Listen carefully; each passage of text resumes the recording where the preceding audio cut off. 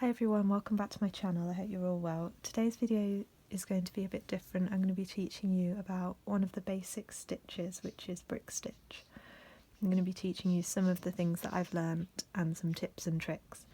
So we're going to be going over how to do the stitch and how to create the base row using ladder stitch, how to increase and decrease, and a few different variations as well. So if you want an introduction into some of the basics of brick stitch, then keep watching.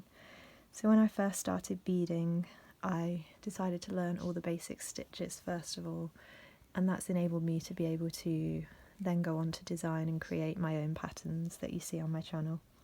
So I wanted to share some of the basics with you today. So let's get started. So I decided to start with brick stitch because it's one that I use quite a lot and it's quite versatile. You can use it for lots of different things. I've got some examples here of some basic brick stitch that I've done into a triangle, and these are using size 6 round seed beads, size 8 round seed beads, size 11 round seed beads, and this tiny one is size 11 delica seed beads. For brick stitch, delica seed beads, as you can see here, stack together really nicely, just like bricks, as the name suggests, because they're cut straight. With round seed beads, it still creates the same shape, it's just they don't stack with no gaps in between. If you can see what I mean, there's some tiny holes that you can see through the round seed beads, but the brick stitch with the delica beads is completely closed. So that's the difference. For the examples I do today, I'm going to show you using size 8 just because it's easier, a bit easier than size 11 to see on the camera. Okay, so I'm going to start by showing you how to create the base row. And that's going to be this first row here in your piece. Usually I start with the widest row. If I'm following a pattern, I start in the middle or wherever the widest row is. So you need to decide or refer to your pattern and see how many you need to start with on this base row. So I'm going to do 7, just like I have done here. So we're going to start with ladder stitch. So I'm going to pick up first 2 beads and slide those down.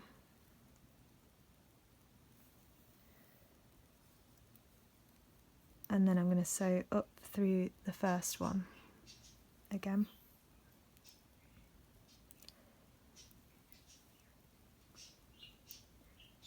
And then I'm going to sew, I'm coming out of the top of this one, I'm going to go down through that one, like that. So that's my first 2 beads in the row. So I'm going to pick up another bead. This time I'm coming out at the bottom of this one, so I'm going to circle round and go through the top of that bead.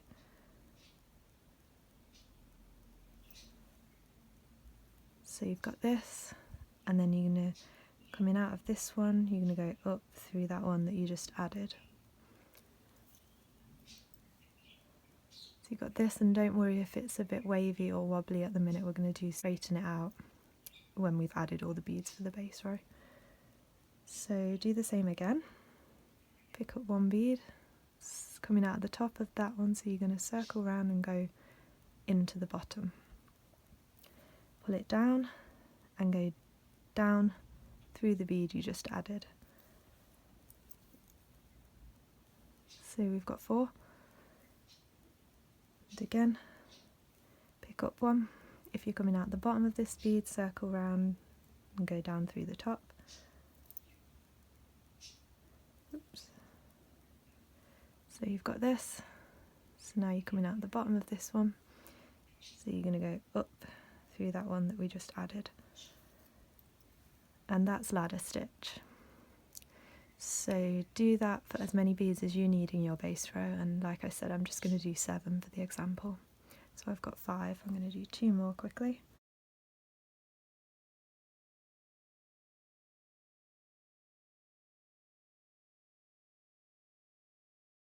So I've got 7 beads. Now I'm coming out the top of this one here, and to straighten it out you're going to zigzag up and down back through the bead. So I'm starting coming out the top of this bead, so I'm going to go down through the next one.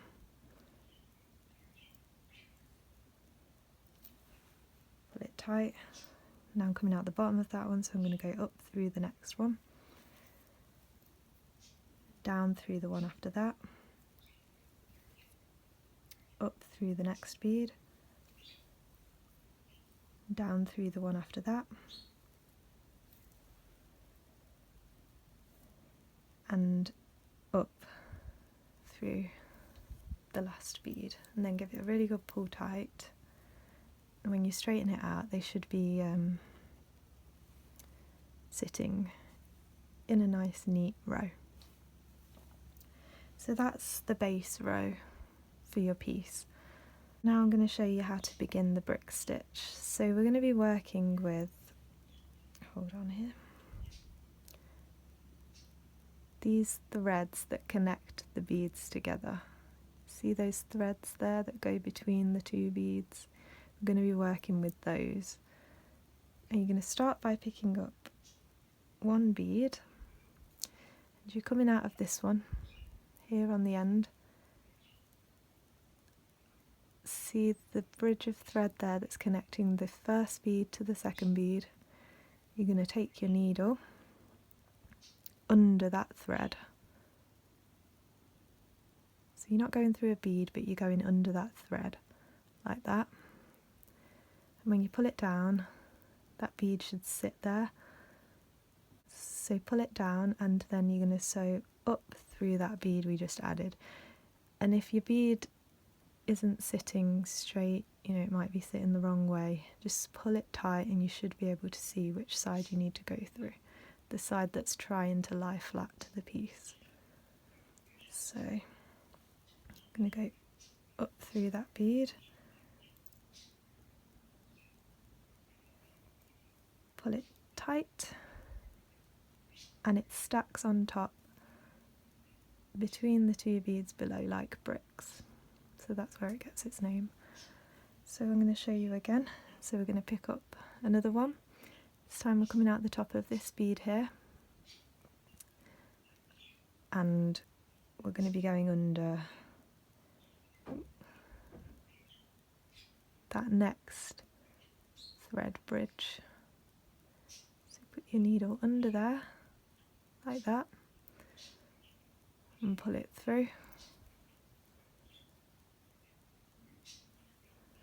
So we have this, and then you're going to sew up through that bead. And when you sew up through that bead, if you're doing it with small beads or you start to do it a bit quicker, if you sew up through that bead and the bead pops off as well and flies away, it means that you've accidentally put your needle back under that thread as you've gone through the bead. So make sure that your needle doesn't go back under that thread by accident. You just want to go up through the bead and pull it tight. When you pull it tight, it should stack into place like that. So I'm going to show you that one more time. So pick up your bead, you're coming out of this one, you're going to go under the next bridge of thread, which if you look on the top, this is the bead we're coming out of here, and this is the next bridge of thread on the base row. Pull it down, whoops, and then sew up through that bead that we just added. Pull it tight and it stacks into place like that. So I'm going to add 1, 2, 3 more beads to this row, doing exactly the same thing.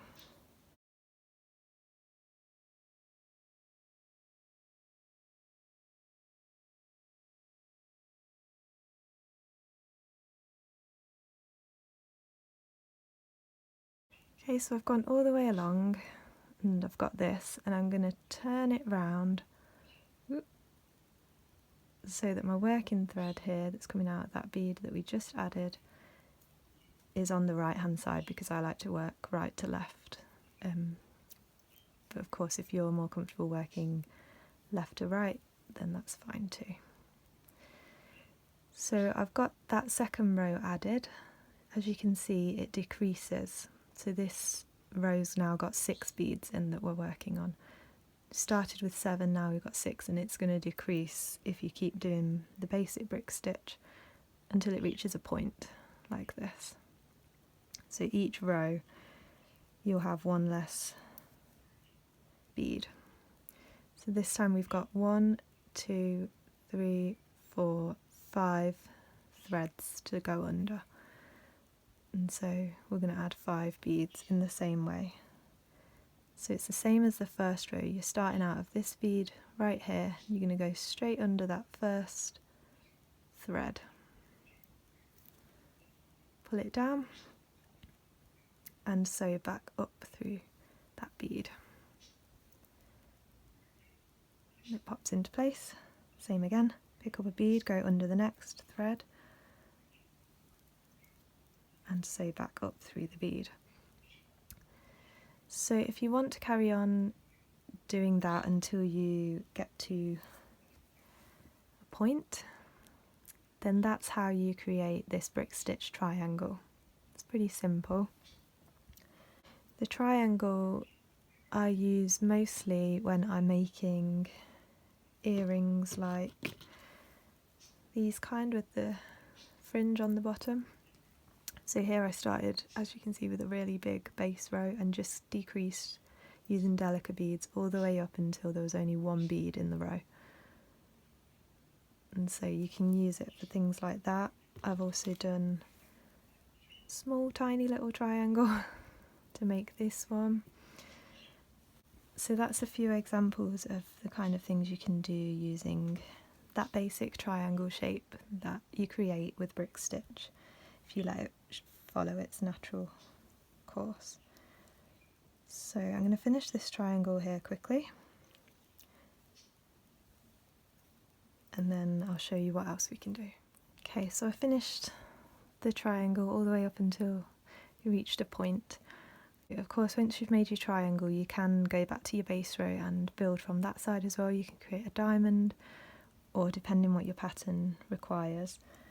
I'm now going to show you how to do just a basic increase of 1 bead on each side, and this is useful for patterns that are a bit more complicated.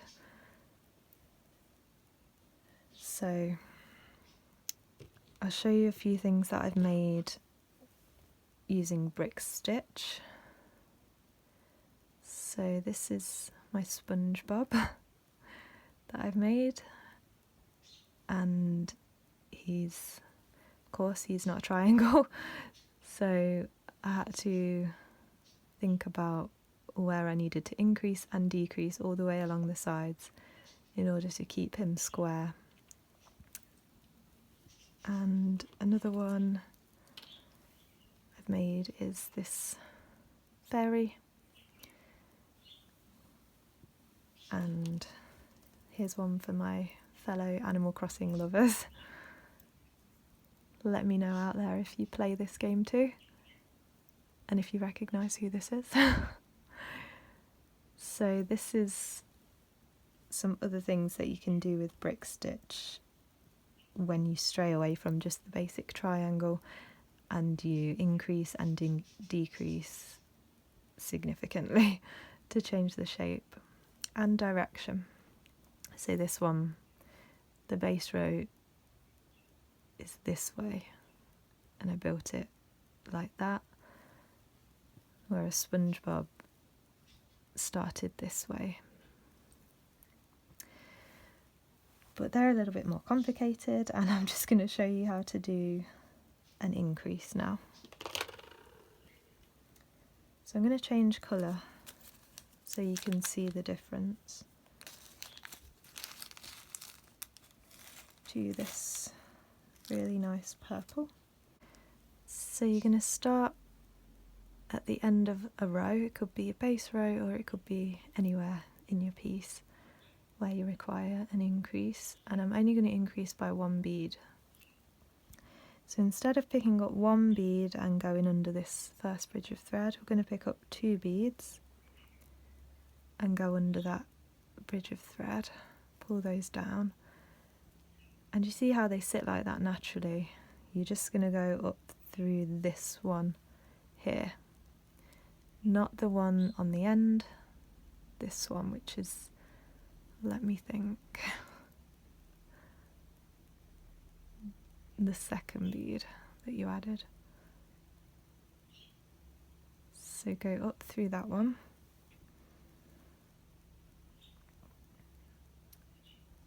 So you see how that's sitting on that diagonal line. So there you've increased by 1 bead, and then I'm going to go along the row like normal. So take your next bead under the next bridge of thread and up, and you're going to keep going till you get to that last thread bridge. And if your pattern only calls for you to increase on one side, then that's fine, but if you need to increase as well on this side, you're going to add your last bead like normal, then pick up an extra bead, but there's no thread to go through. You're going to sew straight down into that bead right at the end of the row below. And it's going to sit like that, and then I'm going to sew up through that bead.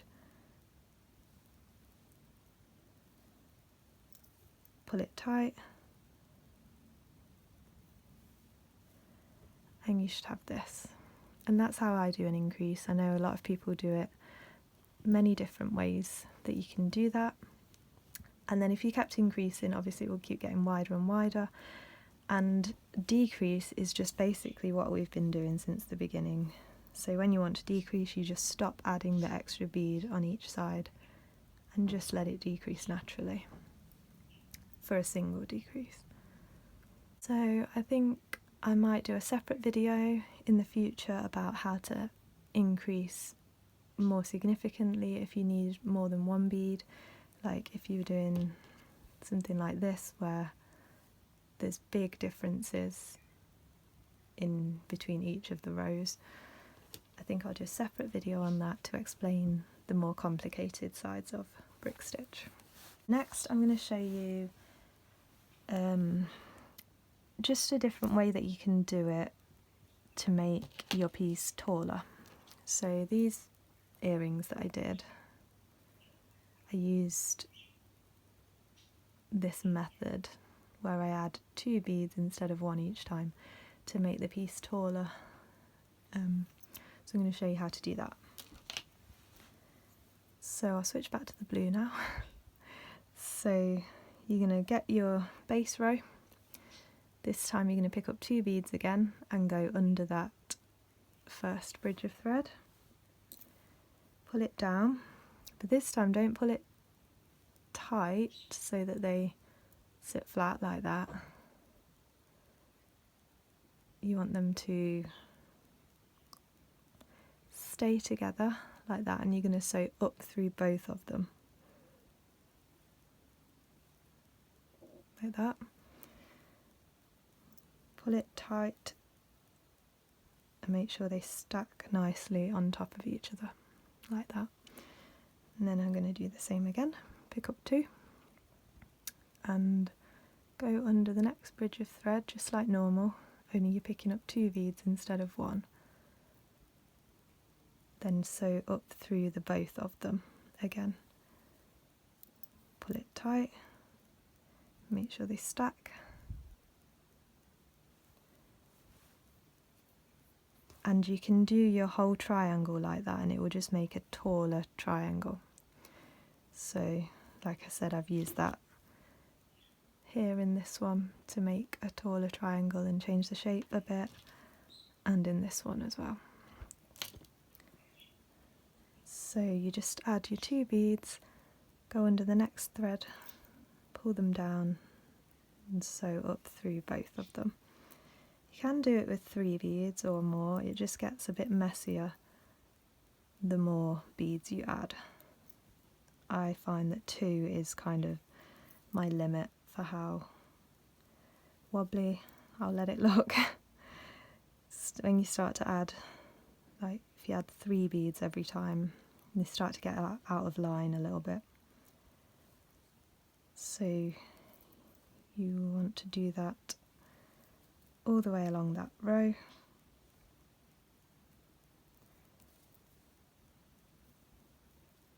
Oops. And there we go.